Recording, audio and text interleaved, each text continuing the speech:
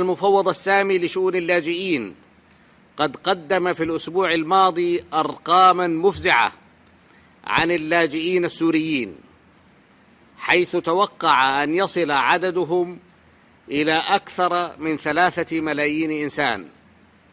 ولقد أضحت هذه المشكلة تمثل عبئاً اقتصادياً لا قبل لدول الجوار به، بل إنها أصبحت تمثل تهديداً خطيراً لأمنها واستقرارها. ولقد شهدنا مؤخراً الخطوات الجريئة التي اتخذتها قوى المعارضة السورية نحو توحيد صفوفها وتشكيل الائتلاف الوطني السوري، واعتراف أكثر من 100 دولة في العالم به ممثلاً للشعب السوري، ومبادرة الجامعة العربية إلى دعوته لشغل مقعد سوريا في الجامعة. ولقد حان الوقت لكي يتولى الشعب السوري موقعه الملائم في المنظمات والهيئات الدولية.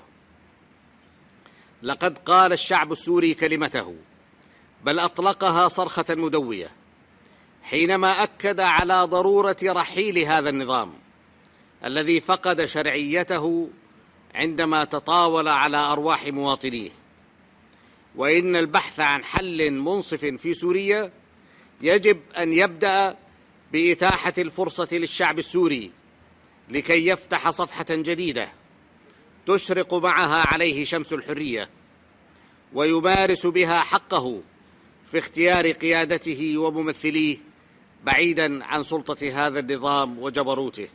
شكراً لكم السيد الرئيس.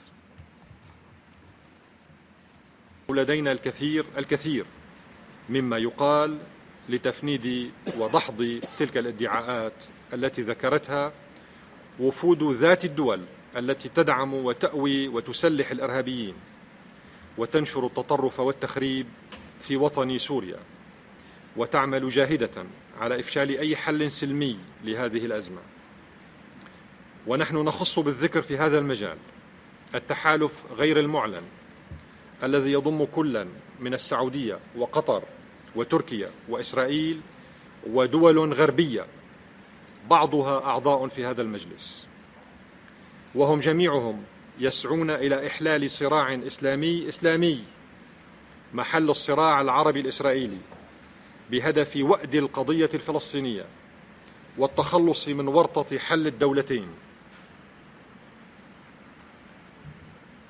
ولقد عبر ممثلو هذا التحالف في بياناتهم اليوم عن صوابية هذه القناعة عندما حاولوا بكل ما أوتوا من فصاحة وبلاغة خطابية إبعاد الأنظار عن محورية البند قيد النقاش، وهو بند الحالة في الشرق الأوسط، وتسليطه على الوضع في بلاد سوريا، وهو الوضع الذي تسببت دول هذا التحالف بالذات في تدهوره وتحوله إلى أزمة سياسية ذات بعد إنساني. وأدعو في هذا الصدد ممثلي السعودية وقطر تحديداً إلى تطبيق مضمون بيانيهما التحريضيين على الأوضاع البائسة السائدة في أوساط شعبي تلك الدولتين، شعبين محرومين من دستور وبرلمان وحريات مدنية واجتماعية وسياسية، شعبان محرومان من وجود أبسط أشكال المعارضة الوطنية ولو كانت شكلية. سيد الرئيس، لقد نشرت السياسات السعودية والقطرية الإرهاب السلفي الوهابي التكفيري،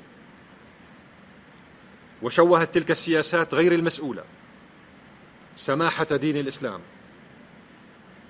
وها هي تلك السياسات ذاتها اليوم تزهق حياة عشرات الألوف من الشباب المسلم في العالم من خلال توريطهم وتجنيدهم وتسليحهم وإرسالهم عبر البترودولار في أشكال مخجلة من الإرهاب بحجة الجهاد في سوريا وعلى جبهات وهمية أخرى في العالم. أكتفي بهذا القدر سيد الرئيس، وشكرا.